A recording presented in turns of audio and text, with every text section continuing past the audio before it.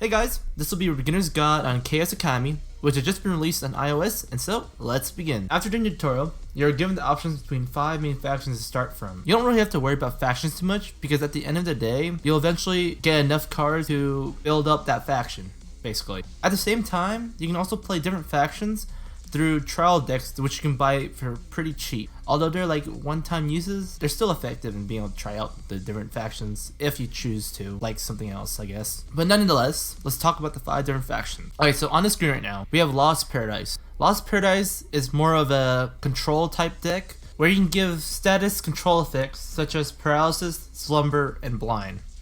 The next is butcher this name. Okay, Ars Goetia.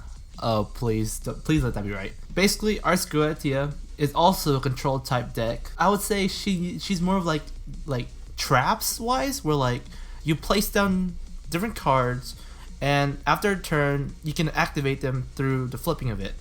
Okay, so next is Amiyato. Her faction primarily focuses on summoning as many units as possible, which is pretty similar to Cthulhu, which is not part of 5, but I'll rest the case. Veda's Deities is undoubtedly the most aggressive deck out of the 5. This deck relies on the units being injured to become stronger, as well as allowing the Emperor himself to be able to attack through equipable artifacts. And lastly, the Shenzo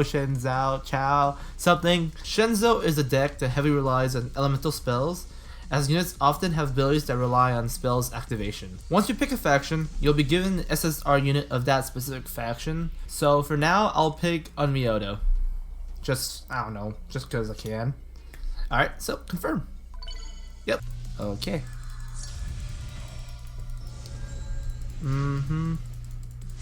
Where? Oh, there it is. SSR unit. Okay, so we got a Shuten Doji. I'm not sure if it's guaranteed or not. Ooh, we got a purple, nice. Yeah, actually, I'm not sure if this is guaranteed or not. I think it is.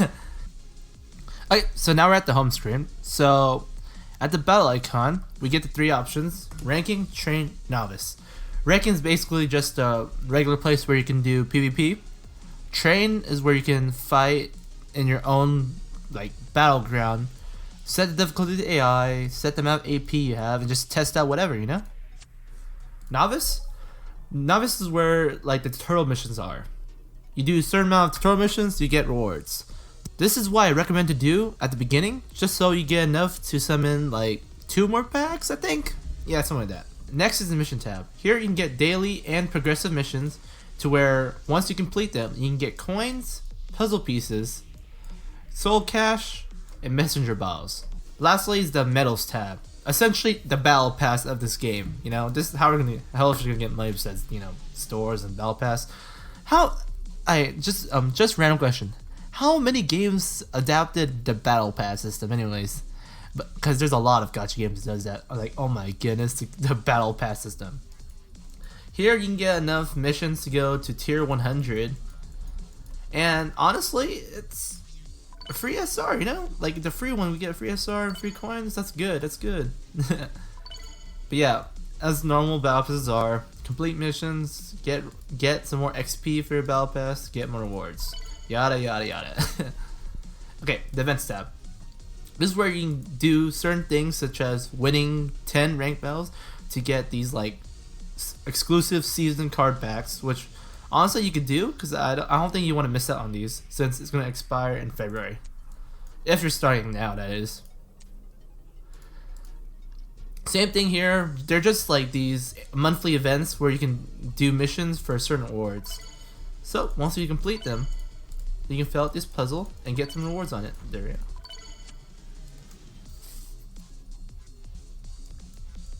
Okay. So what we really want is all the way in the bottom, where we can get to this new student tab, and where each day for the next 7 days we can get these coins for summoning.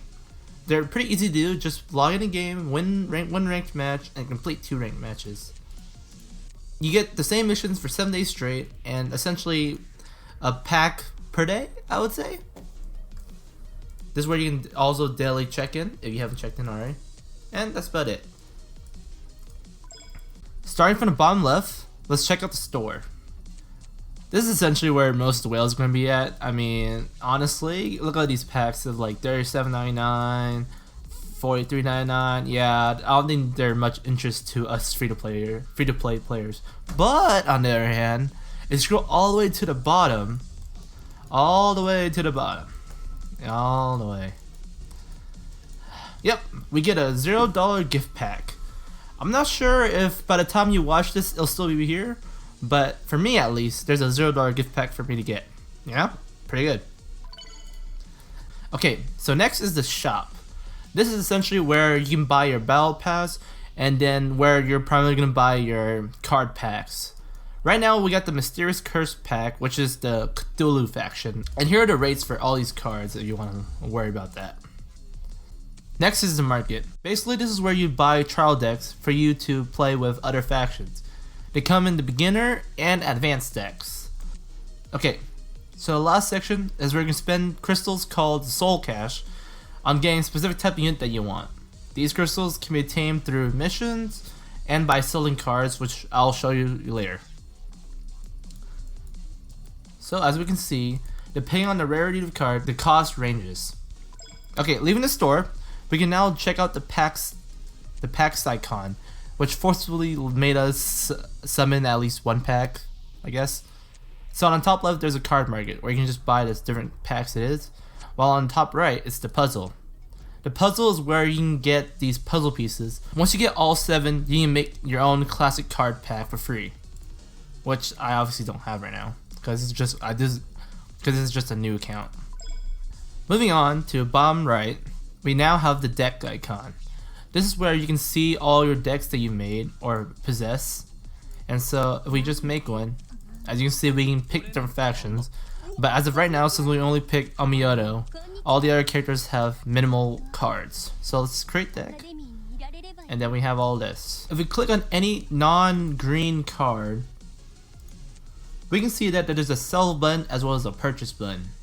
Purchase, we can use the soul cash to buy a specific type of card, while the selling button lets us get a certain amount of soul cash in exchange for removing this specific type of card in our inventory. Although you have the ability to sell these cards, I don't really recommend it for beginners, just because of the amount of cards you have is not that much to begin with, you know?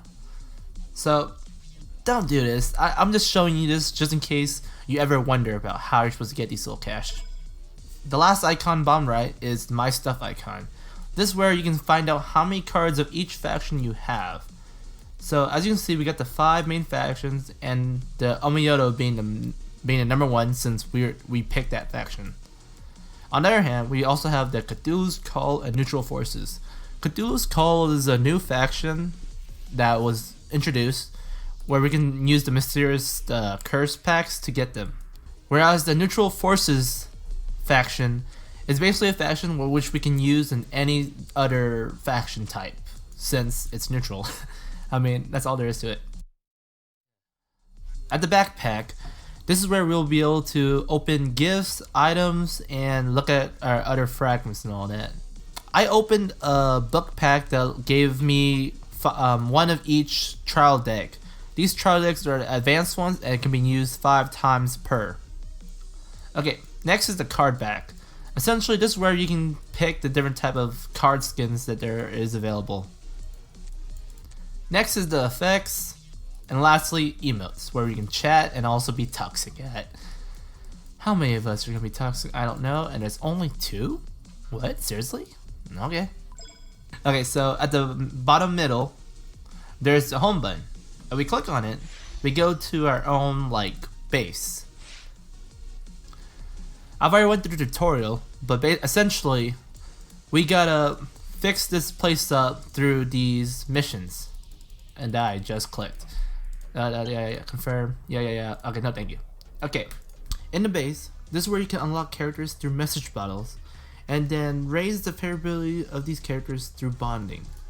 We can do this by giving gifts to a selected unit, and as a result, since we did this, we are able to get rewards and cutscene. The next tab is the dispatch tab, where we can send these characters that we unlock in order to get certain faith coin.